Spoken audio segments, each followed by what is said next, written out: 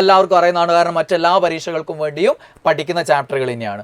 ഇവിടെ ഈ സിലബസ് കാണുമ്പോൾ ഇവിടെ നിങ്ങൾക്ക് ചില ചാപ്റ്ററുകൾ വേണ്ടാന്ന് തോന്നും, പക്ഷെ തോന്നരുത്. സ്വാതന്ത്ര്യാനന്തര ഇന്ത്യ 5 മാർക്കിന് ഉണ്ട് താനും. അതുകൊണ്ട് തന്നെ ഈ ചാപ്റ്റർ ചോദ്യങ്ങളുടെ കലവറയായിട്ട് മാറാറുണ്ട്. വളരെ ഇമ്പോർട്ടൻ്റ് ആയിട്ടുള്ള ഒരു ചാപ്റ്ററാണ്. SCERT 5 മുതൽ 10 വരെ കൃത്യമായിട്ട് ഓരോ ചാപ്റ്ററും പഠിക്കാനായിട്ട് അതേപോലെ ഫോൾഡർ ആക്കി വെച്ചിട്ടുണ്ട്. അത് ഉപയോഗിച്ച് നിങ്ങൾക്ക് പഠിച്ചെടുക്കാവുന്നതാണ് ഈ ചാപ്റ്ററുകളൊക്കെയും. ഹായ്, എല്ലാവർക്കും എൻട്രി ആപ്പിലേക്ക് സ്വാഗതം. അപ്പം LGS പരീക്ഷയ്ക്ക് ഇനി വരാൻ പോകുന്ന 2024 നടക്കാൻ പോകുന്ന പരീക്ഷയുടെ ആ ഒരു സിലബസ് എല്ലാവർക്കും അറിയാം. പലരും ചോദിക്കുന്നൊരു ചോദ്യമാണ്, ഈ സിലബസിൽ ഏതൊക്കെ SCERT ചാപ്റ്ററുകൾ പഠിക്കണം? 5 മുതൽ 10 വരെ കംപ്ലീറ്റ് പഠിക്കണോ, അല്ലെങ്കിൽ ഏതെങ്കിലുമൊക്കെ ഭാഗങ്ങൾ മാത്രമാണോ? ഇങ്ങനെയുള്ള പല കൺഫ്യൂഷനും എല്ലാവർക്കും ഉണ്ട്. അപ്പോൾ ഈ ഒരു സിലബസ് കൃത്യമായിട്ട് മൊഡ്യൂൾ 1 മുതൽ അതേപോലെ തന്നെ മൊഡ്യൂൾ 7 വരെയും, അതേപോലെ ജനറൽ സയൻസിൽ ഫിസിക്കൽ സയൻസ്, അതേപോലെ തന്നെ നാച്ചുറൽ സയൻസ്, ഇതിൽ ഓരോന്നിലും ഏതൊക്കെ ഏരിയകൾ കൃത്യമായിട്ട് പഠിക്കണ്ട എന്നുള്ളൊരു കൃത്യമായിട്ടുള്ള ഒരു ഐഡിയ ഉണ്ടാക്കി തരിക എന്നുള്ളതാണ് ഇന്നത്തെ ഒരു വീഡിയോയുടെ ലക്ഷ്യം. അപ്പോൾ നമുക്ക് ഓരോ മൊഡ്യൂളും എടുത്ത് വിശദമായിട്ട് അവിടെ വേണ്ട ചാപ്റ്ററുകൾ ഏതൊക്കെയാണെന്നുള്ളത് നോക്കാം. ഈ ഒരു ഐഡിയ ഉണ്ടാക്കിയെടുത്ത് കഴിഞ്ഞാൽ നിങ്ങൾക്ക് SCERT കൃത്യമായിട്ട് പഠിച്ചുറപ്പിക്കാൻ പറ്റും. നിങ്ങളുടെ ഒരു സിലബസിൽ SCERT പഠിച്ചുറപ്പിക്കുന്നതിലൂടെ തന്നെ GKയിൽ ഒരു 75% വരെ മാർക്ക് നിങ്ങൾക്ക് ഉറപ്പിക്കാനും പറ്റും. ബാക്കി ഒരു 25% വരെയൊക്കെയാണ് നോൺ SCERT ചോദ്യങ്ങൾ വരുള്ളൂ. ബാക്കി ഒരു 75% വരെയും എവിടെ നിന്ന് കിട്ടും? SCERT നിന്ന് കിട്ടും. അതുകൊണ്ട് ഈ ചാപ്റ്ററുകളൊക്കെ വളരെ ഇമ്പോർട്ടൻ്റ് ആണ്. ഓരോ ഏരിയ ആയിട്ട് ബന്ധപ്പെട്ടും നമുക്ക് ഏറ്റവും പ്രധാനപ്പെട്ടത് ഏത് എന്നൊക്കെയുള്ള രീതിയിൽ കാര്യങ്ങൾ പറഞ്ഞിട്ട് നമുക്ക് പോവാം. അപ്പോൾ ഒന്നാമത്തെയും രണ്ടാമത്തെയും മൊഡ്യൂള്, നിങ്ങളുടെ ഒന്നാമത്തെ മൊഡ്യൂള് ഇന്ത്യൻ സ്വാതന്ത്ര്യ സമരമാണ്, രണ്ടാമത്തെ മൊഡ്യൂള് സ്വാതന്ത്ര്യാനന്തര ഇന്ത്യയാണ്. അതായത് രണ്ടും എന്താണ്? ഇന്ത്യ ചരിത്രമാണ്, ആധുനിക ഇന്ത്യ ചരിത്രമാണ്. ഇവിടെ നമുക്ക് പഠിക്കാൻ 7ാം ക്ലാസ്സിലെ 4 ചാപ്റ്ററുകളും ഉണ്ട്, 10ാം ക്ലാസ്സിലെ 4 ചാപ്റ്ററുകളും, അങ്ങനെ 8 ചാപ്റ്ററുകളാണ് ഇവിടെ ഉള്ളത്. എല്ലാവർക്കും അറിയുന്നതാണ്. കാരണം മറ്റെല്ലാ പരീക്ഷകൾക്കും വേണ്ടിയും പഠിക്കുന്ന ചാപ്റ്ററുകൾ തന്നെയാണ്. ഇവിടെ ഈ സിലബസ് കാണുമ്പോൾ ഇവിടെ നിങ്ങൾക്ക് ചില ചാപ്റ്ററുകൾ വേണ്ടാന്ന് തോന്നും, പക്ഷെ തോന്നരുത്. കാരണം ഇവിടെ എന്താണ്? ആധുനിക ഇന്ത്യ ചരിത്രമായിട്ട് ബന്ധപ്പെട്ടുള്ള ഈ 7ാം ക്ലാസ്സിലെ 4 ചാപ്റ്ററിൽ നിന്നും ചോദ്യം വന്നിട്ടുണ്ട്, 10ാം ക്ലാസ്സിൽ നിന്ന് 4 ചാപ്റ്ററുകളിൽ നിന്നും ചോദ്യം വന്നിട്ടുണ്ട്. അതുകൊണ്ട് ഈ എല്ലാ ചാപ്റ്ററുകളും പഠിച്ചു തീർക്കണം. 7ാം ക്ലാസ്സിലെ 2ാമത്തെ ചാപ്റ്റർ കച്ചവടത്തിൽ നിന്ന് അധികാരത്തിലേക്ക്, 3ാമത്തെ ചാപ്റ്റർ ചെറുത്തുനിൽപ്പുകളും 1ാം സ്വാതന്ത്ര്യ സമരവും, 4ാമത്തെ ചാപ്റ്റർ ഇന്ത്യ പുതുയുഗത്തിലേക്ക്, 9ാമത്തെ ചാപ്റ്റർ ഗാന്ധിജിയും സ്വാതന്ത്ര്യ സമരവും. അതിൽ 4ഉം 9ഉം വളരെ ഇമ്പോർട്ടൻ്റ് ആണ്. ദെൻ 10ാം ക്ലാസ്സിലെ 4ാമത്തെ ചാപ്റ്റർ ബ്രിട്ടീഷ് ചൂഷണവും ചെറുത്തുനിൽപ്പുകളും, 5ാമത്തെ ചാപ്റ്റർ സംസ്കാരവും ദേശീയതയും, 6ാമത്തെ ചാപ്റ്റർ സമരവും സ്വാതന്ത്ര്യവും. 4ഉം 5ഉം 6ഉം ഏറ്റവും ഇമ്പോർട്ടൻ്റ് ആണ് 1ാമത്തെ മൊഡ്യൂളിൽ. 7ാമത്തെ ചാപ്റ്ററാണ് ഏറ്റവും ഇമ്പോർട്ടൻ്റ് 2ാമത്തെ മൊഡ്യൂളിൽ. ഈ 2ാമത്തെ മൊഡ്യൂളിൽ ആകെ SCERTയിൽ ഈ 10ാം ക്ലാസ്സിൽ 7ാമത്തെ ചാപ്റ്റർ വരുന്നുള്ളൂ, സ്വാതന്ത്ര്യാനന്തര ഇന്ത്യ. 5 മാർക്കിന് ഉണ്ട് താനും. അതുകൊണ്ട് തന്നെ ഈ ചാപ്റ്റർ ചോദ്യങ്ങളുടെ കലവറയായിട്ട് മാറാറുണ്ട്. വളരെ ഇമ്പോർട്ടൻ്റ് ആയിട്ടുള്ള ഒരു ചാപ്റ്ററാണ്. അപ്പം 7ലും 10ലായിട്ട് 8 ചാപ്റ്ററുകൾ പഠിക്കാനുണ്ട്. പിന്നെ ചില പരീക്ഷകളിൽ ഹയർ സെക്കൻഡറിയിൽ നിന്നും ചോദ്യങ്ങൾ കടന്നു വരാറുണ്ട്. അപ്പോൾ ആ ഒരു ചാപ്റ്ററുകൾ കൂടെ നമ്മൾ നോക്കി വെക്കുക. അതിനുശേഷം മാത്രം നോൺ SCERT കണ്ടന്റ് ഇവിടെ പഠിച്ചാൽ മതി. ഇവിടെ ഇതുവരെ നടന്നിട്ടുള്ള ഇത്തരം ലെവൽ പരീക്ഷകളിലൊക്കെയും ചോദ്യങ്ങൾ വരുന്നത് SCERT നിന്ന് തന്നെയാണ്. ചില നോൺ SCERT ചോദ്യങ്ങൾ കടന്നു വരുന്നത് അധികവും കേരള ഭൂമിശാസ്ത്രം. കാരണം അത് SCERTയിൽ ആകെ 2 കുഞ്ഞു ചാപ്റ്ററുകളേ ഉള്ളൂ. അവിടെ ചോദ്യങ്ങൾ അധികം എവിടെ നിന്ന് വരും? നോൺ SCERT ചോദ്യങ്ങൾ വരാറുണ്ട്. ഇവിടെ ഹയർ സെക്കൻഡറിയിൽ നമ്മൾ +1 ഗാന്ധിയൻ പഠനത്തിലെ ചാപ്റ്റർ 4 ഇന്ത്യൻ സ്വാതന്ത്ര്യ സമരത്തിൽ ഗാന്ധിജി വഹിച്ച പങ്ക് വളരെ ഇമ്പോർട്ടൻ്റ് ആണ്. അതേപോലെ +2 ചാപ്റ്റർ 12 മഹാത്മാഗാന്ധിയും ദേശീയവാദ പ്രസ്ഥാനവും നിയമലംഘനവും അതിനപ്പുറവും എന്നുള്ളൊരു ചാപ്റ്റർ ഉണ്ട്. ഈ 2 ചാപ്റ്ററും പഠിച്ചു കഴിഞ്ഞാൽ ഗാന്ധിജിയെക്കുറിച്ചുള്ള 1-2 മാർക്കും സ്വാതന്ത്ര്യ സമരത്തെക്കുറിച്ചുള്ള മാർക്കും ഉറപ്പിക്കാനും പറ്റും. അപ്പോൾ അവിടെ അതോടുകൂടി എന്ത് ചെയ്യാണ്? ഇന്ത്യയുടെ സ്വാതന്ത്ര്യ സമരം എന്നുള്ള മൊഡ്യൂൾ 1 നമുക്ക് കംപ്ലീറ്റ് ചെയ്യാൻ പറ്റും. പിന്നെ മൊഡ്യൂൾ 2ൽ നമ്മൾ 10ാം ക്ലാസ്സിലെ 7ാമത്തെ ചാപ്റ്ററിൻ്റെ കൂടെ ഈ ഒരു ചാപ്റ്റർ +2ലെ രാഷ്ട്ര നിർമ്മാണത്തിലെ വെല്ലുവിളികൾ എന്നുള്ള ചാപ്റ്റർ കൂടെ പഠിച്ചു വെക്കണം. അങ്ങനെ ആകുമ്പോൾ അവിടെ നിന്നുള്ള ചില ചോദ്യങ്ങൾ ചില പരീക്ഷകളിൽ കടന്നു വരാറുണ്ട്. ഹയർ സെക്കൻഡറിയിൽ നിന്ന് LGS പരീക്ഷയ്ക്ക് വരുമോ എന്നൊക്കെ ചോദിച്ച് ഞാനിതൊന്നും പഠിക്കുന്നില്ല എന്നും പറഞ്ഞ് നിൽക്കുന്നവരോട് എനിക്കൊന്നും പറയാനില്ല. ക്വസ്റ്റ്യൻ പേപ്പർ എടുത്ത് അങ്ങോട്ട് നോക്കുക, പഴയ ചില ചോദ്യ പേപ്പറുകളിലൊക്കെ ചോദ്യങ്ങൾ കാണാൻ പറ്റും. അപ്പോൾ അവിടെ നമുക്ക് എന്ത് ചെയ്യാൻ പറ്റും? ഇവിടെ നിന്നുള്ള 5-5 10 മാർക്ക് ഉറപ്പിക്കാൻ ഇത്രയും ചാപ്റ്ററുകൾ പഠിക്കുക എന്നുള്ളതാണ്. നിങ്ങളുടെ മുന്നിൽ ഇഷ്ടംപോലെ സമയമുണ്ട്. ഇതൊരു അവസാന ടൈം അല്ല, അല്ലേ? അവസാന തയ്യാറെടുപ്പല്ല, ഇഷ്ടംപോലെ സമയമുണ്ട്. അതുകൊണ്ട് കൃത്യമായിട്ട് പഠിച്ച് തന്നെ എന്ത് ചെയ്യുക? മുന്നേറി പോവുക. ഇനി മൂന്നാമത്തെ മൊഡ്യൂൾ എടുക്കുകയാണെങ്കിൽ ഒരു പൗരൻ്റെ അവകാശങ്ങളും കടമകളും പിന്നെ ഇന്ത്യൻ ഭരണഘടനയുടെ അടിസ്ഥാന വിവരങ്ങൾ, ഇതാണ് ആ ഒരു മൊഡ്യൂളിലുള്ളത്. ഇവിടെ നിങ്ങൾ പഠിക്കേണ്ട SCERT ചാപ്റ്ററുകൾ ഇത്രയാണ്. 6ാം ക്ലാസ്സിലെ 10ാമത്തെ ചാപ്റ്റർ ജനാധിപത്യവും അവകാശങ്ങളും എന്നുള്ളൊരു ചാപ്റ്റർ ഉണ്ട്. അത് ഈ പൗരൻ്റെ അവകാശങ്ങളും ചുമതലകളെ കുറിച്ച് മൗലിക അവകാശവും മൗലിക ചുമതലകളും അല്ലാതെ വേറെ ചില ചോദ്യങ്ങൾ വരാറുണ്ട്. അത്തരം ചില ചോദ്യങ്ങൾ ഇവിടെ നിന്ന് ഈ ചാപ്റ്ററിൽ നിന്ന് ചോദിച്ചിട്ടുണ്ട്, അതുകൊണ്ട് ഇമ്പോർട്ടൻ്റ് ആണ്. ദെൻ 7ാം ക്ലാസ്സിലെ 10ാമത്തെ ചാപ്റ്റർ നമ്മുടെ ഭരണഘടന, 8ാം ക്ലാസ്സിലെ 4ാമത്തെ ചാപ്റ്റർ നമ്മുടെ ഗവൺമെൻറ്, 9ാം ക്ലാസ്സിലെ 3ാമത്തെ ചാപ്റ്റർ ഭരണഘടന അവകാശങ്ങളും കർത്തവ്യങ്ങളും. വളരെ ഇമ്പോർട്ടൻറ്റ് ചാപ്റ്ററുകളാണ് ഇതൊക്കെ. ഈ ഭരണഘടനയായിട്ട് ബന്ധപ്പെട്ടുള്ള ചോദ്യങ്ങൾ ഇവിടെ മൊത്തത്തിൽ 5 മാർക്കാണുള്ളത്. ആ 5 മാർക്ക് മിക്കവാറും ഈ ചാപ്റ്ററുകളിൽ തന്നെയാണ് അധിക പരീക്ഷകളിലും വരുന്നത്. പിന്നെ ഇതും കൂടെ നോക്കുക, തിരഞ്ഞെടുപ്പും ജനാധിപത്യവും എന്നുള്ള ചാപ്റ്റർ കൂടെ ഇവിടെ എന്ത് ചെയ്യുക, നോക്കി വെക്കുക. ഓക്കെ, അത്രയുമാണ് ആ ഒരു മൊഡ്യൂളിൽ നിങ്ങൾ SCERT പഠിച്ചെടുക്കേണ്ടത്. അത് മുഴുവൻ ചാപ്റ്ററുകളും പഠിച്ചാൽ ഒട്ടുമിക്ക പരീക്ഷകളിലും ഇവിടെ തന്നെയാണ് ഫുൾ മാർക്കും, ഈ ഒരു ഏരിയ എന്നുള്ള ഫുൾ മാർക്കും ചോദിക്കാറ്. ചില പരീക്ഷകളിൽ അവകാശ നിയമങ്ങളെക്കുറിച്ചുള്ള ചോദ്യങ്ങൾ, മറ്റ് അവകാശങ്ങളെക്കുറിച്ചൊക്കെയുള്ള പ്രഖ്യാപനങ്ങളെക്കുറിച്ചൊക്കെയുള്ള ചോദ്യങ്ങൾ പുറത്തുനിന്ന് നോൺ SCERT കണ്ടന്റ് വരാറുണ്ട്. അതൊക്കെ നമ്മൾ പഠിക്കണം. ഇത് SCERT എന്ത് പഠിക്കണം എന്നുള്ളതാണ്. നമ്മുടെ എൻട്രിയിൽ ടോപ്പിക് വൈസ് ക്ലാസ്സുകളിൽ ഇതൊക്കെ വിശദമായിട്ട് SCERTയും നോൺ SCERTയും ചേർത്ത് തന്നെയുള്ള ക്ലാസ്സുകൾ നിങ്ങൾക്ക് ലഭിക്കും. അതുകൂടാതെ SCERT മാത്രമായിട്ട് പഠിക്കാൻ പ്രത്യേകം ഫോൾഡർ തന്നെ നമുക്കുണ്ട്. SCERT 5 മുതൽ 10 വരെ കൃത്യമായിട്ട് ഓരോ ചാപ്റ്ററും പഠിക്കാനായിട്ട് അതേപോലെ ഫോൾഡർ ആക്കി വെച്ചിട്ടുണ്ട്. അത് ഉപയോഗിച്ച് നിങ്ങൾക്ക് പഠിച്ചെടുക്കാവുന്നതാണ് ഈ ചാപ്റ്ററുകളൊക്കെയും. ദെൻ 4ാമത്തെ മൊഡ്യൂൾ ഇന്ത്യൻ ഭൂമിശാസ്ത്രം. ഇന്ത്യയുടെ ഭൂമിശാസ്ത്രവുമായിട്ട് ബന്ധപ്പെട്ടുള്ള അടിസ്ഥാന വിവരങ്ങൾ, കാര്യങ്ങൾ, അതിർത്തി രാജ്യങ്ങൾ, ഇങ്ങനെയുള്ളൊരു ഹെഡിങ് ആണ് അവിടെ. അപ്പോൾ അതിൽ നമുക്ക് പഠിക്കാനുള്ള ചാപ്റ്ററുകൾ എന്ന് പറയുന്നത് 5ാം ക്ലാസ്സിലെ 11ാമത്തെ ചാപ്റ്റർ, 7ാം ക്ലാസ്സിലെ 13ാമത്തെ ചാപ്റ്റർ ഇന്ത്യയിലൂടെ, പിന്നെ ഏറ്റവും ഇമ്പോർട്ടൻറ്റ് ചാപ്റ്ററുകൾ 10ാം ക്ലാസ്സിലെ 7ാമത്തെ ചാപ്റ്റർ വൈവിധ്യങ്ങളുടെ ഇന്ത്യ, 10ാം ക്ലാസ്സിലെ 8ാമത്തെ ചാപ്റ്റർ ഇന്ത്യയുടെ സാമ്പത്തിക ഭൂമിശാസ്ത്രം. അവിടെ അടിസ്ഥാന വിവരങ്ങളിൽ അധിക ചോദ്യങ്ങളും വരുന്നത് ഈ സാമ്പത്തിക ഭൂമിശാസ്ത്രം എന്നുള്ള ഏരിയ ആ ചാപ്റ്ററിൽ നിന്നാണ്. അതേപോലെ ഇന്ത്യയുടെ ഭൂപ്രകൃതിയായിട്ട് ബന്ധപ്പെട്ടുള്ള ചോദ്യങ്ങൾ എവിടെ നിന്ന് ചോദിക്കും, 10ാം ക്ലാസ്സിലെ 7ാമത്തെ ചാപ്റ്ററിനോ അല്ലെങ്കിൽ 7ലെ 13ാമത്തെ ചാപ്റ്ററിനോ ചോദിക്കും. ഈ 3 ചാപ്റ്ററുകളും ഇന്ത്യയുടെ ഭൂപ്രകൃതിയുടെ വിഭജനമൊക്കെ ആയിട്ട് ബന്ധപ്പെട്ടുള്ള കാര്യങ്ങളാണ് കൂടുതലും ഡിസ്കസ് ചെയ്യുന്നത്. ഇത് മറ്റ് അടിസ്ഥാന വിവരങ്ങൾ, മറ്റ് മേഖലകളെ കുറിച്ചൊക്കെയുള്ള കാര്യങ്ങൾ പറയുന്നു. അപ്പോൾ ഇത്രയും ചാപ്റ്ററുകൾ ഇവിടെ വളരെ ഇമ്പോർട്ടൻ്റ് ആണ്. 5 മാർക്ക് ഇവിടെ ഉണ്ട്. അതിൽ നേരത്തെ പറഞ്ഞ പോലെ തന്നെ ഒട്ടുമിക്ക പരീക്ഷകളിലും 4 മാർക്കോളം ഇവിടെ തന്നെ ചോദിക്കാറുണ്ട്. ചില പരീക്ഷകൾ 5 മാർക്കും ഈ ചാപ്റ്ററുകളിൽ നിന്ന് മാത്രമായിട്ട് വന്ന സന്ദർഭങ്ങളും ഉണ്ടായിട്ടുണ്ട്. ഓക്കെ, ദെൻ 5ാമത്തെ മൊഡ്യൂൾ കേരള ഭൂമിശാസ്ത്രമാണ്. ഇവിടെ നിന്നാണ് നോൺ SCERTയിൽ ഇല്ലാത്ത ചോദ്യങ്ങൾ ഏറ്റവും കൂടുതൽ കടന്നു വരിക ഈ ഒരു മൊഡ്യൂളിലാണ്. കാരണം ഇവിടെ 10 മാർക്കിനുണ്ട്. SCERT ചാപ്റ്ററുകൾ ആകെ എത്ര മാത്രമേ ഉള്ളൂ, 2 കുഞ്ഞു ചാപ്റ്ററുകൾ മാത്രം. 5ാം ക്ലാസ്സിലെ 10ാമത്തെ കേരളക്കരയിൽ, 6ാം ക്ലാസ്സിലെ 3ാമത്തെ ചാപ്റ്റർ കേരളം മണ്ണും മഴയും മനുഷ്യനും. ഓക്കെ, ഈ 2 കുഞ്ഞു ചാപ്റ്ററുകൾ മാത്രമേ SCERTയിലുള്ളൂ. ഇവിടെ നിന്ന് 1-2 മാർക്കുകൾ ചില പരീക്ഷകളിൽ വരും.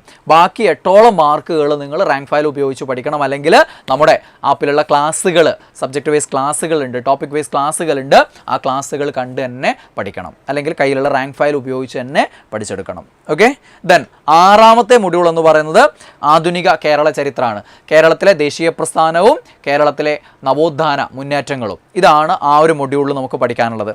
അവിടെ ഈ 3 ചാപ്റ്ററുകളാണ് ഏറ്റവും ഇമ്പോർട്ടൻറ്റ് എന്ന് പ്രധാനമായിട്ട് പഠിക്കാനുള്ളത്. 7ാം ക്ലാസ്സിൽ 8ാമത്തെ ചാപ്റ്റർ നവകേരള സൃഷ്ടിക്കായി, 10ാം ക്ലാസ്സിൽ 8ാമത്തെ ചാപ്റ്റർ കേരളം ആധുനികതയിലേക്ക്, +2ലെ 15ാമത്തെ ചാപ്റ്റർ കേരളം ആധുനികതയിലേക്ക്, അതേ പേര് തന്നെയാണ്. ഓക്കെ, അപ്പോൾ +2 പഠിക്കണമെന്നുള്ള ഇവിടെയും ചോദിക്കുന്നതിൽ ഒരർത്ഥവും ഇല്ല. അതിലുള്ള ചോദ്യങ്ങൾ അതേപോലെ കോപ്പി പേസ്റ്റ് ചെയ്തിട്ട് ഈ പറയുന്ന യൂണിവേഴ്സിറ്റി LGSൻ്റെ പ്രിലിംസിനൊക്കെ വന്നിട്ടുണ്ട്. അതുകൊണ്ട് ആ ചാപ്റ്ററും ഈ 3 ചാപ്റ്ററാണ് ഇവിടെ തീർക്കേണ്ടത്. അത് പഠിച്ചു കഴിഞ്ഞാൽ 3-4 മാർക്ക് മിക്ക പരീക്ഷകളിലും ഉറപ്പിക്കാൻ പറ്റും. പക്ഷേ നവോത്ഥാന നായകന്മാർ ആകെ ഒരു 5-8 പേരെയാണ് ഇവിടെ ഈ 3 ചാപ്റ്ററുകളായിട്ട് നമ്മൾ പഠിക്കുന്നുള്ളൂ. അല്ലാത്ത നവോത്ഥാന നായകരെ കുറിച്ചുള്ള ചോദ്യങ്ങൾ പല പരീക്ഷകളിലും കടന്നു വരാറുണ്ട്. അപ്പോൾ അതൊക്കെ നമ്മൾ എന്ത് ചെയ്യും, അല്ലാത്ത രീതിയിൽ ക്ലാസ്സുകൾ കണ്ട് തന്നെ പഠിക്കേണ്ടി വരും. ഓക്കെ, SCERTയിൽ ഈ 3 ചാപ്റ്ററുകൾ കംപ്ലീറ്റ് പഠിച്ചോളുക. ദെൻ മൊഡ്യൂൾ 7 വിവിധ മേഖലകളാണ് അല്ലേ. അവിടെ രാഷ്ട്രീയ, സാമൂഹിക, സാമ്പത്തിക, സാംസ്കാരിക, കലാ, കായിക മേഖലകളാണ്. അങ്ങനെ വിവിധ മേഖലകൾ എന്നുള്ളതാണ് 7ാമത്തെ മൊഡ്യൂൾ. അവിടെ സാമ്പത്തിക മേഖല അത് പലരും ശ്രദ്ധിക്കാതെ പോകുന്നൊരു സാധനമാണ്. കാരണം അവിടെ സാമ്പത്തിക മേഖലയുണ്ട്. അവിടെ കുറിച്ച് എന്തെങ്കിലുമൊക്കെ കുറച്ച് കാര്യങ്ങൾ വായിച്ചങ്ങ് പോയി കഴിഞ്ഞാൽ ഇവിടെ നിന്നുള്ള ചോദ്യങ്ങൾ കിട്ടില്ല. ചില പരീക്ഷകളിൽ 3-4 ചോദ്യങ്ങൾ സാമ്പത്തിക മേഖലയായിട്ട് ബന്ധപ്പെട്ട് തന്നെ വന്നിട്ട്, കാരണം ആകെ 5 മാർക്കിനെ ഉള്ളു വിടുക. പക്ഷേ ചില പരീക്ഷയിൽ 3-4 ചോദ്യങ്ങൾ വരെ സാമ്പത്തിക മേഖലയിൽ നിന്ന് വന്ന സന്ദർഭങ്ങൾ ഉണ്ടായിട്ടുണ്ട്. ആ മൊഡ്യൂളിൽ ചില മാർക്ക് വെയിറ്റേജിൽ അങ്ങോട്ടും ഇങ്ങോട്ടും ചില മാറ്റങ്ങൾ ഉണ്ടാവും. കറണ്ട് അഫയേഴ്സിൻ്റെ 20 മാർക്കിൽ നിന്ന് ചില മാർക്കുകളൊക്കെ ഇങ്ങോട്ട് കടന്നു വന്നിട്ട് ഇവിടെ പല ഏരിയകളിലായിട്ട് ചോദ്യങ്ങൾ വരും. ഓക്കെ. അപ്പം ഇവിടെ സാമ്പത്തിക മേഖലയായിട്ട് ബന്ധപ്പെട്ട് സാമ്പത്തിക ശാസ്ത്രത്തിലുള്ള കുറച്ച് ചാപ്റ്ററുകൾ SCRT-യിലുണ്ട്. ആ ചാപ്റ്ററുകൾ മുഴുവൻ നിങ്ങൾ പഠിച്ചെടുക്കണം. ഏതൊക്കെയാണ്? 5ാം ക്ലാസ്സിലെ 4ാമത്തെ ചാപ്റ്റർ കരുതലോടെ ചെലവിടാം, വലിയ കാര്യങ്ങളൊന്നും അതിലില്ല. പിന്നെ 6ാം ക്ലാസ്സിലെ 4ാമത്തെ ചാപ്റ്റർ ഉൽപ്പാദന പ്രക്രിയയിലൂടെ. ദെൻ 7ാം ക്ലാസ്സിൽ 5ാമത്തെ ചാപ്റ്ററും 8ാം ക്ലാസ്സിൽ 7ാമത്തെ ചാപ്റ്ററും 8ാം ക്ലാസ്സിലെ 11ാമത്തെ ചാപ്റ്ററും. ഈ 3 ചാപ്റ്ററാണ് ഏറ്റവും ഇമ്പോർട്ടൻ്റ് എന്ന് പറയുന്നത്. ഇവിടെ നിന്നാണ് LGS നിലവാരത്തിലുള്ള പരീക്ഷകളിൽ കൂടുതലും ചോദ്യങ്ങൾ കടന്നു വരുന്നത്. പിന്നെ 9ാം ക്ലാസ്സിലെ 3ാമത്തെ ദേശീയ വരുമാനം, 9ാം ക്ലാസ്സിലെ 6ാമത്തെ സാമ്പത്തിക വളർച്ചയും സാമ്പത്തിക വികസനവും, പിന്നെ 9ാം ക്ലാസ്സിൽ 9ാമത്തെ സമ്പദ് വ്യവസ്ഥകൾ, സാമ്പത്തിക നയങ്ങൾ, 3 തരത്തിലുള്ള സാമ്പത്തിക വ്യവസ്ഥകൾ എന്തൊക്കെയാണെന്നെല്ലാം അറിഞ്ഞിരിക്കുക. പിന്നെ 10ാം ക്ലാസ്സിലെ 5ാമത്തെ പൊതുചെലവും പൊതുവരുമാനവും, 10ാം ക്ലാസ്സിലെ 9ാമത്തെ ധനകാര്യ സ്ഥാപനങ്ങളും സേവനങ്ങളും. ഇത് ഇമ്പോർട്ടൻ്റ് ആണ് ലാസ്റ്റിലത്തെ. അപ്പോൾ ഇതിൽ നികുതികളെക്കുറിച്ചൊക്കെയുള്ള ചോദ്യങ്ങളൊക്കെ പരീക്ഷയിൽ പലതവണ വന്നിട്ടുണ്ട്. അപ്പോൾ ഇത്രയും സാമ്പത്തിക ശാസ്ത്രത്തിലെ ചാപ്റ്ററുകൾ പലരും നോക്കാതെ പോകുന്നതാണ്. സാമ്പത്തിക ശാസ്ത്രം LGSന് പഠിക്കുക പോലും ചെയ്യാത്ത ആളുകളുണ്ട്. പക്ഷേ നിങ്ങളുടെ പരീക്ഷയ്ക്ക് ഇപ്പോഴേ എന്ത് ചെയ്യുക, ചെറിയ ക്ലാസ്സിൽ നിന്നുള്ള ചാപ്റ്ററുകൾ പഠിച്ച് തന്നെ വന്ന് അതെന്ത് ചെയ്യുക, കംപ്ലീറ്റ് ചെയ്യുക. ഓക്കെ. ഇനി പിന്നെ ആ വിവിധ മേഖലകളിലുള്ളതിൽ SCRT-ന്ന് പഠിക്കാനുള്ളത് വേറെ എന്തുമാത്രമാണ്? കലാ സാംസ്കാരിക മേഖലയും സാഹിത്യ മേഖലയാണ്. ഇത് നമുക്കറിയാം SCRT-യിൽ 5 മുതൽ 10 വരെയുള്ള ക്ലാസ്സുകളിൽ കല എന്ന് പറഞ്ഞിട്ട് നമുക്കൊരു പുസ്തകം തന്നെ ഉണ്ട്. അതിൽ ചിത്രകല അല്ലേ, അങ്ങനെയുള്ള വിവിധ കലകളെക്കുറിച്ചുള്ളതാണ്. അത് ആ അഭിരുചി വർദ്ധിപ്പിക്കാനുള്ളതാണ് യഥാർത്ഥത്തിൽ. അതുകൊണ്ട് അത് കണ്ടന്റ് ഫുള്ള് നമുക്ക് പഠിക്കാനുള്ളതല്ല. പക്ഷെ അവിടെ ചില കലാ സൃഷ്ടികളെക്കുറിച്ചും അതിൻ്റെ സൃഷ്ടാക്കളെക്കുറിച്ചൊക്കെ പലവിധ ചാപ്റ്ററുകളിലായിട്ട് പറഞ്ഞു പോകുന്നുണ്ട്. അപ്പോൾ അത് മൊത്തം ഒന്ന് സെർച്ച് ചെയ്ത് കഴിഞ്ഞാൽ കുറച്ച് പോയിന്റ്സുകൾ കിട്ടും. ആ പോയിന്റ്സുകൾ ചില പരീക്ഷകൾ കടന്നു വരാറുണ്ട്. അതേപോലെ സാഹിത്യ മേഖലയിൽ മലയാളം പാഠപുസ്തകങ്ങളുണ്ടല്ലോ, നമ്മുടെ മലയാളം പാഠപുസ്തകങ്ങളിൽ നിന്നൊക്കെ ചില കൃതികൾ, ചില സാഹിത്യകാരന്മാർ അവരുടെ കൃതികൾ ചില ബോക്സുകളാക്കി കൊടുത്തിട്ടുണ്ട്, ചില സാഹിത്യകാരന്മാർ അവരുടെ പ്രധാന കൃതികൾ. അപ്പോൾ ആ സാധനങ്ങളൊക്കെ സാഹിത്യ കൃതികളിൽ ആദ്യം പഠിക്കേണ്ട കാര്യങ്ങളാണ്. അല്ലാതെ നമ്മുടെ റാങ്ക് ഫയലിലുള്ള 1ാമത്തെ സാഹിത്യകാരൻ അയാളുടെ മുഴുവൻ കൃതികൾ 10-100 കൃതികൾ അങ്ങനെ പഠിച്ചു പോയാൽ നമ്മൾ എവിടെ എത്തില്ല. അപ്പോൾ ഈ SCRT-യിലുള്ള പ്രധാന കൃതികളും കാര്യങ്ങളും അതേപോലെ കഥാപാത്രങ്ങൾ, ഓരോ കഥയിലും മലയാളം ഫസ്റ്റും മലയാളം സെക്കൻഡും ടെക്സ്റ്റൊക്കെ എടുത്തു നോക്കിയാൽ അതിലുള്ള ഓരോ കഥാപാത്രങ്ങളും കൃതികളൊക്കെ ആ വെള്ളായി അപ്പനൊക്കെ എത്രയോ തവണ ചോദിച്ചതാണ് അല്ലേ. അങ്ങനെയുള്ള കാര്യങ്ങളൊക്കെ എന്ത് ചെയ്യണം, നോക്കി വെക്കണം. അതാണ് ഈ ഒരു മേഖലയിലാകെ SCRT നോക്കാനുള്ളത്. അപ്പോൾ ഇത്രയാണ് ഈ 7 മൊഡ്യൂളുകളിലായിട്ട് നമുക്ക് പഠിക്കാനുള്ളത്. പിന്നെ ഉള്ളത് സയൻസിൻ്റെ മാർക്കാണ്. സയൻസിൽ 20 മാർക്ക് എന്ന് പറയുന്നത് ജീവശാസ്ത്രവും പൊതുജനാരോഗ്യവും കൂടെ 15 മാർക്കുണ്ട്. 5 മാർക്ക് ജീവശാസ്ത്രം, 10 മാർക്ക് പൊതുജനാരോഗ്യം. രണ്ടും കൂടെ ചേർത്താൽ ജീവശാസ്ത്രം തന്നെയാണ് സംഭവം. ചോദ്യങ്ങളുടെ ഭൂരിഭാഗം ചോദ്യങ്ങളും വരുന്നത് SCRT-യിൽ നിന്ന് തന്നെയാണ്. അതുകൊണ്ട് 5 മുതൽ 10 വരെയുള്ള 35 ചാപ്റ്റേഴ്സ് ഉണ്ട് മക്കളെ. 35 നിങ്ങൾ പഠിക്കേണ്ടതാണ്. അതാണ് ഇവിടെ പ്രശ്നം. പക്ഷെ എത്ര മാർക്ക് കിട്ടുമെന്നറിയോ? 15 മാർക്ക് കിട്ടും. അതിൽ ചിലപ്പോൾ കേരളത്തിൽ ആരോഗ്യക്ഷേമ പ്രവർത്തനങ്ങൾ ചോദിക്കുമ്പോൾ ഇവിടെ ഉണ്ടാവില്ല. ബാക്കിയുള്ള ചോദ്യങ്ങൾ മുഴുവനും SCRT തന്നെയാണ് ഒരുവിധം പരീക്ഷകളൊക്കെ ചോദിക്കുന്നത്. ചില പരീക്ഷകൾ വൈറ്റമിൻസിനെ കുറിച്ചുള്ള കുറച്ച് ടഫ് ക്വസ്റ്റ്യൻസ് വരുമ്പോൾ അതും ഉണ്ടാവില്ല. അത് എവിടെ നിന്ന് പഠിക്കണം? +1 ഹോം സയൻസ് എന്ന് പഠിക്കണം. ബാക്കിയൊക്കെ നമുക്ക് 5 മുതൽ 10 വരെയുള്ളത് പഠിച്ചു കഴിഞ്ഞാൽ തന്നെ കിട്ടും. ഓക്കെ. ഹയർ സെക്കൻഡറിയിലെ ഹോം സയൻസിൽ അടിസ്ഥാന പോഷണം എന്ന് പറഞ്ഞൊരു ചാപ്റ്റർ ഉണ്ട്. ആ ഒരു ചാപ്റ്റർ നോക്കണേ. അടിസ്ഥാന പോഷണം. അതിൽ പ്രോട്ടീൻ, കാർബോഹൈഡ്രേറ്റ്, ഫാറ്റ്സ്, വൈറ്റമിൻസ്, മിനറൽസിനെ കുറിച്ചൊക്കെ പറയുന്നുണ്ട്. അവിടെ വൈറ്റമിൻസിനെ കുറിച്ചുള്ള ആ ഒരു കുറച്ച് കാര്യങ്ങളുണ്ട്. ആ കാര്യങ്ങൾ കൂടെ പഠിച്ചു വെക്കണം അവിടെ കേട്ടോ. യെസ്. 5 മുതൽ 10 വരെയുള്ള 35 പാഠങ്ങളുണ്ട്. അതിൽ 5ഓളം പാഠങ്ങൾ വലിയ പ്രാധാന്യം ഇല്ലാത്തതാണ്. പ്രത്യക്ഷത്തിൽ നമുക്ക് വേണ്ടാന്നൊക്കെ തോന്നുന്നതാണ്. വളരെ അപൂർവമായിട്ട് ചോദ്യങ്ങൾ വരുന്നുണ്ട് എന്നുള്ളത് കൊണ്ട് തന്നെയാണ് ഞാൻ ആ 35 പഠിക്കണം എന്ന് പറയുന്നത്. അത് അങ്ങനെ തന്നെ പഠിച്ചെടുക്കണം. കുറച്ച് വീതമായിട്ട് ഒരു ടോപ്പിക് വൈസ് ആയിട്ട് ഓരോ ഏരിയ ആയിട്ട് ബന്ധപ്പെട്ട് തന്നെ പഠിക്കുക. അല്ലാതെ മൊത്തത്തിൽ 5 മുതൽ ഇങ്ങനെ പോകുകയല്ല വേണ്ടത്. ഇപ്പോൾ ഒരു ടോപ്പിക് എടുക്കുകയാണെങ്കിൽ ആ ടോപ്പിക്കിൻ്റെ ഇതിപ്പോൾ കോശങ്ങൾ എടുക്കുകയാണെങ്കിൽ 6ാം ക്ലാസ്സിൽ 1ാമത്തെ ചാപ്റ്റർ ഉണ്ട്, 8ാം ക്ലാസ്സിൽ 1ാമത്തെ ചാപ്റ്റർ ഉണ്ട്. ആ രണ്ടും പഠിച്ചു കഴിഞ്ഞാൽ ആ ഒരു ഏരിയ കഴിഞ്ഞു ഹ്യൂമൻ ബോഡിയിൽ.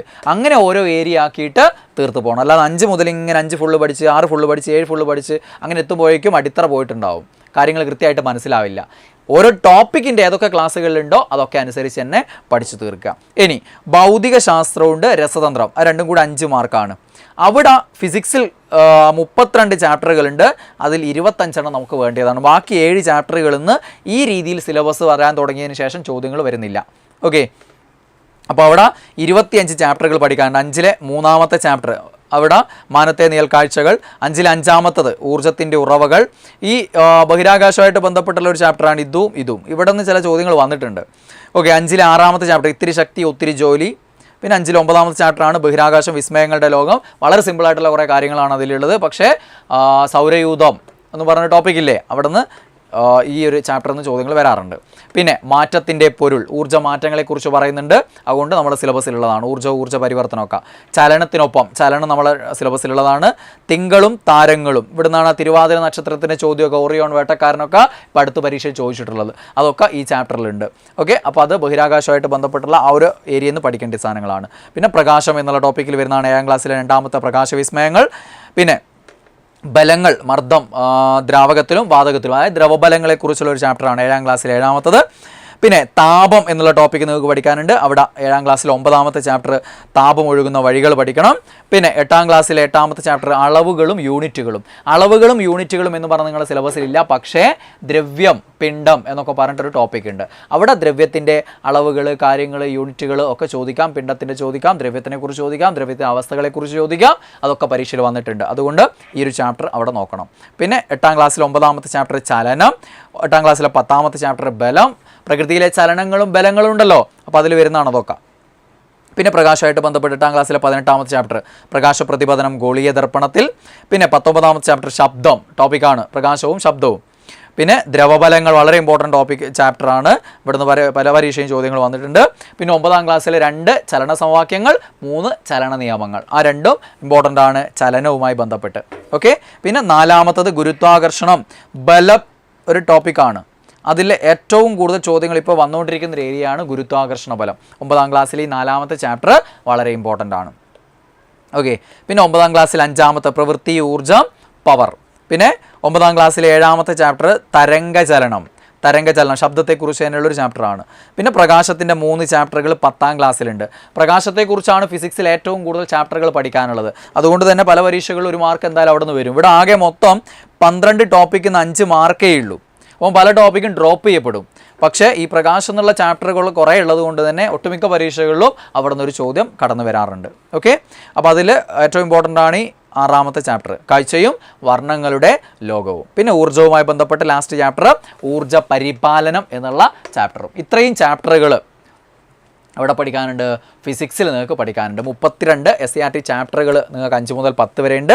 അതിൽ 25 ചാപ്റ്ററുകൾ നമുക്ക് ആവശ്യമുള്ള നിങ്ങളുടെ സിലബസിൻ്റെ ഉള്ളിൽ കിടക്കുന്ന ചാപ്റ്ററുകളാണ്. നിർബന്ധമായിട്ടും നമുക്ക് പഠിച്ചു തീർക്കേണ്ടതാണ്. ദെൻ കെമിസ്ട്രിയുടെ കാര്യത്തിൽ മൊത്തം 25 ചാപ്റ്ററുകളാണ്. 5 മുതൽ 10 വരെ എടുത്ത് നോക്കുകയാണെങ്കിൽ 5 മുതൽ 6, 7, 8 എന്താണ്, അടിസ്ഥാന ശാസ്ത്രമാണ്. അപ്പോൾ അതിൽ നിന്ന് കെമിസ്ട്രിയുടെ ഭാഗം സെലക്ട് ചെയ്തിട്ടാണ് ഞാൻ എടുത്തിരിക്കുന്നത്. അതേപോലെ 9, 10 എന്താണ്, കെമിസ്ട്രി ആയിട്ട് തന്നെയാണ്. അപ്പോൾ മൊത്തം 25 ചാപ്റ്ററുകളുണ്ട്. അതിൽ 18 ചാപ്റ്ററുകൾ നമ്മുടെ സിലബസിനുള്ളിൽ വരുന്ന നമുക്ക് ആവശ്യമുള്ള ചാപ്റ്ററുകളാണ്. ഓക്കെ, 7ാം ക്ലാസ്സിലെ 3ാമത്തെ ചാപ്റ്ററും 7ാം ക്ലാസ്സിലെ 10ാമത്തെ ചാപ്റ്ററും ആസിഡും ആൽക്കലിയും സുരക്ഷ ഭക്ഷണത്തിൽ, ഇങ്ങനെയൊന്നും പറഞ്ഞല്ല നിങ്ങളുടെ സിലബസിലുള്ളത്.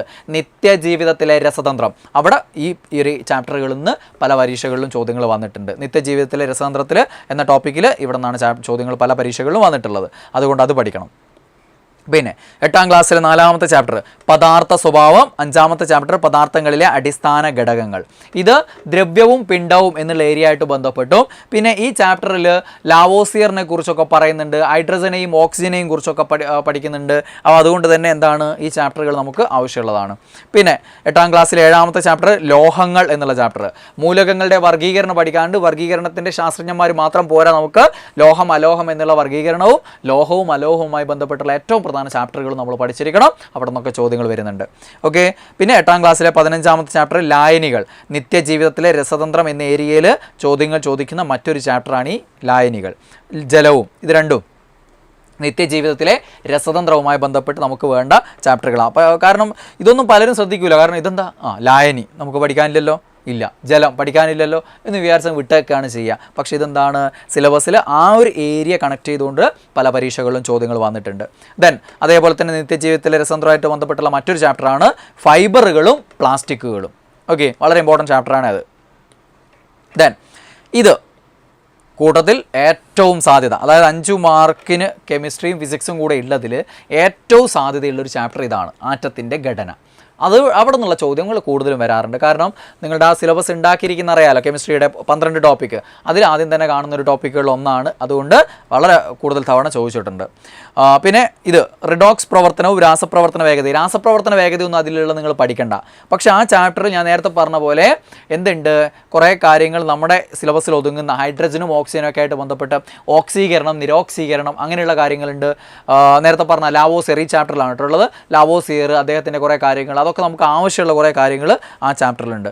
രാസപ്രവർത്തന വേഗതയും കാര്യങ്ങളും നിങ്ങൾ നോക്കേണ്ട, അത് നമുക്ക് വരാറില്ല. അപ്പോൾ ആ ഒരു ചാപ്റ്ററിൻ്റെ ഭാഗികമായിട്ട് നമ്മൾ പഠിക്കണം. പിന്നെ 9ാം ക്ലാസ്സിലെ 4ാമത്തെ ചാപ്റ്റർ പീരിയോഡിക് ടേബിൾ, ആവർത്തന പട്ടിക.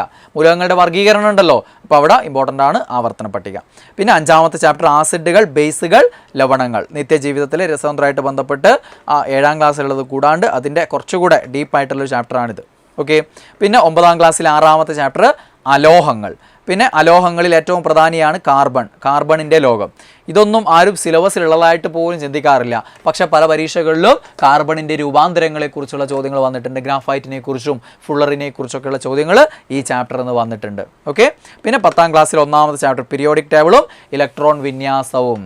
ആറ്റത്തിൻ്റെ ഷെല്ലുകൾ, സബ് ഷെല്ലുകൾ, ഓർബിറ്റലുകൾ, അതിനെക്കുറിച്ചൊക്കെയുള്ള കാര്യങ്ങൾ ആ ചാപ്റ്ററിൽ വളരെ ഇമ്പോർട്ടൻ്റ് ആണ്. പിന്നെ 10ാം ക്ലാസ്സിലെ 4ാമത്തെ ചാപ്റ്റർ ലോഹനിർമ്മാണം. ലോഹനിർമ്മാണത്തിൻ്റെ ഓരോ ഘട്ടങ്ങളെക്കുറിച്ചും അയിരുകളും ധാതുക്കളും എന്നുള്ളൊരു ചാപ്റ്ററും ഒരു ഏരിയയും കൂടെ നിങ്ങൾക്ക് സിലബസിലുണ്ട്. അതുകൊണ്ട് തന്നെ ഈ ചാപ്റ്ററും വളരെ ഇമ്പോർട്ടൻ്റ് ആയിട്ട് മാറും. വളരെ ഇമ്പോർട്ടൻ്റ് ആയിട്ടുള്ള ചാപ്റ്ററാണ്. പിന്നെ 5ാമത്തെ ചാപ്റ്റർ അലോഹ സംയുക്തങ്ങൾ.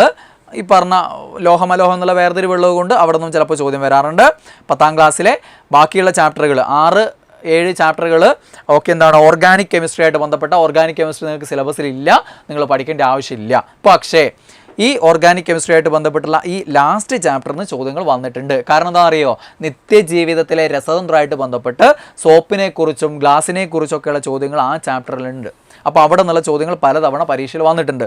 ആൽക്കലികളെക്കുറിച്ചൊക്കെയുള്ള ചോദ്യങ്ങൾ അവിടെ നിന്ന് വന്നിട്ടുണ്ട്. അപ്പോൾ അതുകൊണ്ട് ആ ചാപ്റ്റർ പഠിക്കുക. ബാക്കി ഓർഗാനിക് കെമിസ്ട്രിയിൽ നാമകരണവും ഐസോമറിസവും നിങ്ങൾ പഠിക്കാൻ നിൽക്കേണ്ട. ഈ ചാപ്റ്റർ, അവസാനത്തെ ചാപ്റ്റർ സുന്ദരമായിട്ട് വായിച്ചു പഠിക്കാവുന്ന ചാപ്റ്ററാണ്. അപ്പോൾ ആ ചാപ്റ്റർ കൂടെ പഠിക്കുക.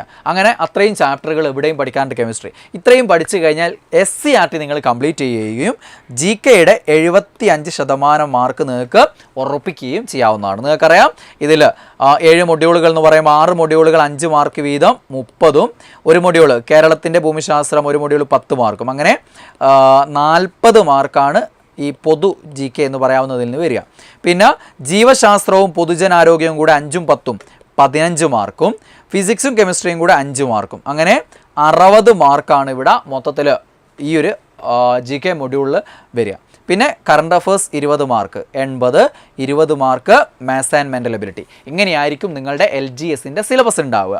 20 മാർക്കിൻ്റെ കറണ്ട് അഫേഴ്സ് 20 മാർക്കിന് തന്നെ ഒരു പരീക്ഷയിലും ചോദിക്കാറില്ല.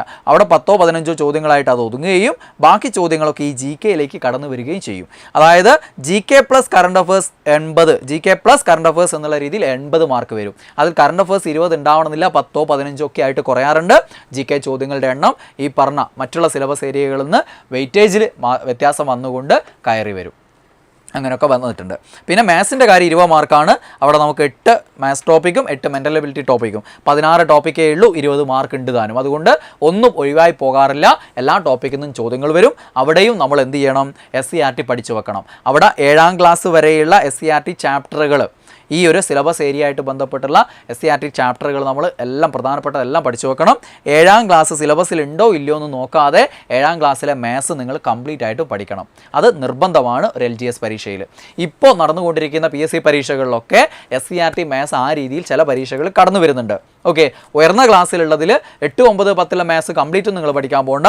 പക്ഷേ നിങ്ങളുടെ സിലബസിലുള്ള ഏരിയയിലുള്ള ചാപ്റ്ററുകൾ നമ്മൾ അവിടെ എന്ത് ചെയ്യണം, നോക്കിയിട്ട് പഠിക്കണം. അപ്പോൾ ഈ രീതിയിൽ SCERT കംപ്ലീറ്റ് നമ്മൾ പഠിച്ചു തീർത്താൽ തന്നെ നിങ്ങൾക്ക് എന്തായി, ഇവിടെ 75% മാർക്ക് GKയുടെ കാര്യത്തിൽ നിങ്ങൾക്ക് ഉറപ്പായി.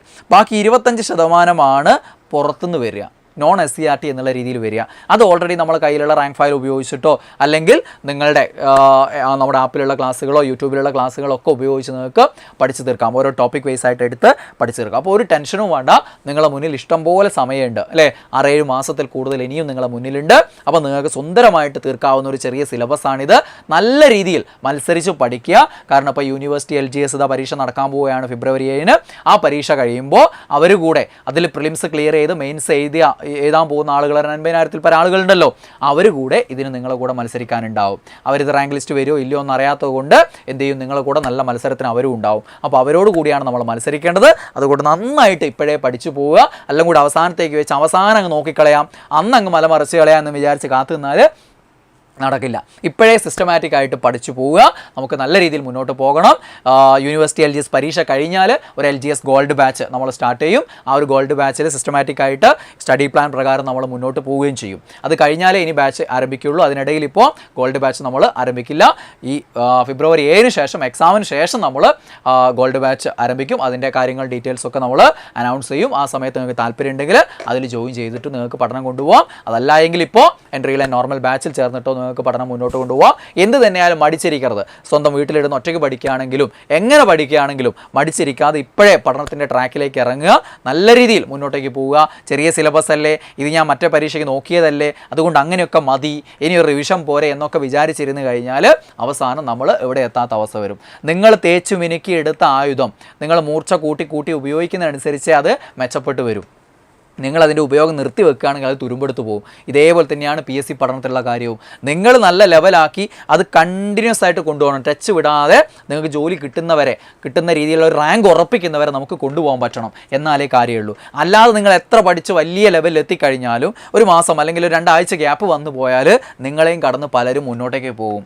പലരും ലെവൽ മെച്ചപ്പെടുത്തി വരുന്നുണ്ടാവും. അപ്പോൾ ഇങ്ങനൊരു മത്സരം ഇവിടെ നടക്കുന്നുണ്ട്, ഞാനൊരു നിമിഷം വേണ്ടാന്ന് വെക്കുമ്പോൾ പല ആളുകളും എന്നെ കടന്ന് പോകുന്നുണ്ട് എന്നൊക്കെയുള്ള ചിന്ത എപ്പോഴും മനസ്സിനെ അലട്ടിക്കൊണ്ടിരിക്കണം. അത് എപ്പോഴും നിങ്ങൾക്ക് മുന്നോട്ടേക്ക് പോകാനുള്ള ഊർജ്ജം നൽകുന്ന രീതിയിൽ പഠിക്കാൻ നിങ്ങളെ പ്രേരിപ്പിച്ചുകൊണ്ടേയിരിക്കണം. അങ്ങനെ പഠിച്ച് മുന്നേറി ജോലിയിലേക്ക് എത്തണം. അപ്പോൾ എല്ലാവർക്കും ഇപ്പോഴേ നല്ലൊരു പഠനാന്തരീക്ഷം ഉണ്ടാവട്ടെ എന്നും ആ ഒരു പഠനം ഈ ജോലിയിലെത്തുന്ന റാങ്ക് നേടാനുള്ള പ്രാപ്തമാകുന്ന ലെവൽ വരെ നിങ്ങളെ എത്തിക്കാൻ മുന്നോട്ട് കൊണ്ടുപോകാൻ കഴിയട്ടെ എന്നും ആശംസിക്കുന്നു. Okay, by.